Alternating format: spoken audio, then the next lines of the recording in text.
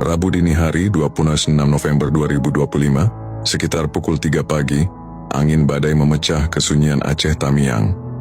Angin menghantam rumah-rumah dan pepohonan, listrik padam, dan beberapa ruas jalan di Tualangkat, serta lintas Sumatera tertutup reruntuhan pohon tumbang. Tak lama kemudian hujan turun bukan sekadar deras tetapi seperti langit membuka pintu airnya.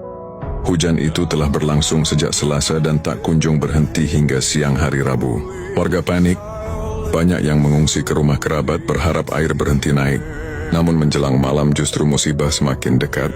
Sekitar pukul 21 air mulai memasuki kampung dalam tempat kami tinggal. Warga terkejut karena sepanjang ingatan mereka wilayah ini tidak pernah terendam. Bahkan pada bencana banjir besar sekalipun, ketika air baru sebatas betis kami melihat sesuatu yang ganjil. Arusnya deras bukan genangan, tetapi air yang datang dari sungai di gunung. Tanda bahwa ini bukan banjir biasa tapi banjir bandang. Tak sampai 1 jam kemudian, air menerobos masuk ke dalam rumah. Kami segera naik ke lantai 2 bersama keluarga paman.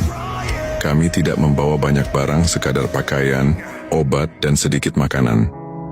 Kami mengira air akan berhenti di lutut, atau mungkin di pinggang, tapi takdir berkehendak lain. Listrik padam total. Dalam gelap gulita, air terus naik hingga 1,5 meter. Pada Kamis pagi, kami turun dengan hati-hati untuk menyelamatkan apapun yang bisa. Sedikit makanan, kompor, gas kecil, sesuatu untuk bertahan hidup. Sinyal ponsel timbul tenggelam lalu hilang sepenuhnya. Kami terputus dari dunia. Arus air semakin liar. Di depan rumah kami melihat beberapa narapidana yang dilepas dari lapas berjalan pelan dalam air setinggi leher. Mereka hanya mencari tempat berteduh. Banyak rumah menolak karena stigma, padahal mereka juga manusia, hamba Allah yang sedang diuji. Namun masih ada hati baik. Beberapa toko yang memiliki lantai 2 menerima mereka. Sekitar pukul 10 pagi kami menyaksikan rumah-rumah dihantam arus seperti mainan kertas. Alfamart di depan rumah kami roboh, dinding belakangnya jebol, dan seluruh isi tokonya hanyut terbawa air.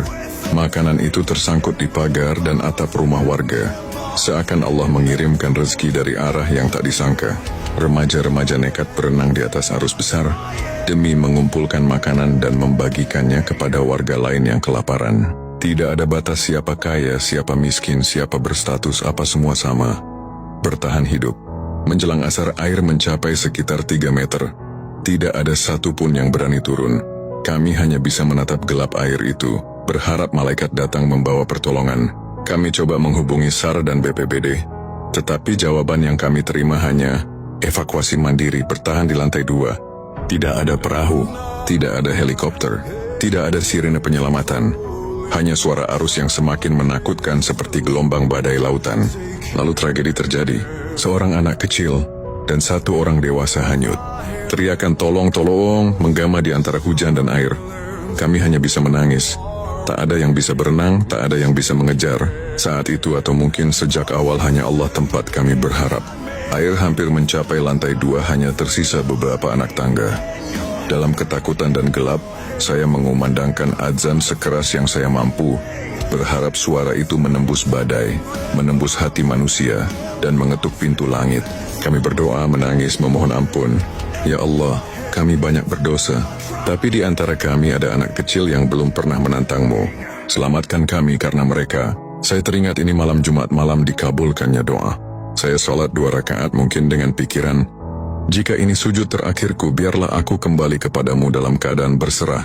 Di atap rumah manusia-manusia kecil dan besar berteriak meminta pertolongan.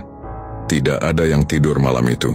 Kami semua berjaga di antara takut, harap, dan doa. Ketika fajar menyentuh langit, kami menyadari sesuatu air berhenti naik.